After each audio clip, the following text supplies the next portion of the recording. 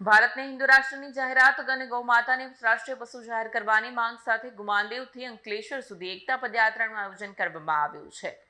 ભારતમાંથી ગૌમાતાને રાષ્ટ્રીય પશુ જાહેર કરવા સાથે હિન્દુ રાષ્ટ્રની જાહેરાત કરવાની માંગણી હિન્દુ સંગઠનો દ્વારા કરવામાં આવી છે। ત્યારે ઝઘડિયા તાલુકાના સુપ્રસિદ્ધ યાત્રાધામ ગુમાનદેવ મંદિરના મહંતની આગેવાનીમાં એકતા પદયાત્રાનું આયોજન કરવામાં આવ્યું છે, જેમાં જોડાવા માટે ધર્મપ્રેમી જનતાને નિમંત્રણ પાઠવવામાં આવે છે।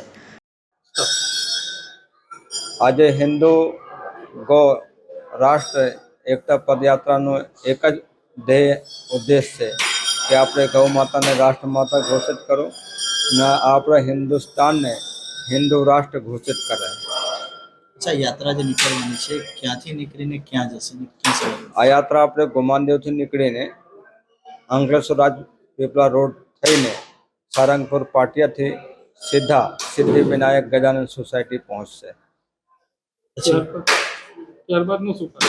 ત્યારબાદ ત્યાં હનુમાન ચાલીસાનો સામૂહિક પાઠ થશે અને રાષ્ટ્રને હિન્દુ રાષ્ટ્ર ઘોષિત કરવા માટે બધા લોકો મળીને પ્રાર્થના કરશે ગજાનન ભગવાનને, અને જે કલ્યાણેશ્વર મહાદેવ મંદિર છે ત્યાં પણ દર્શન કરશે। અને ત્યાર પછી ત્યાંથી આગળ જે અખંડ શ્યામ પાઠનું આયોજન કરવામાં આવેલું છે, એક આપણા ભક્ત છે ત્યાં પણ જઈને દર્શન કરશે અને ત્યાં પણ ધર્મસભા યોજવામાં આવશે।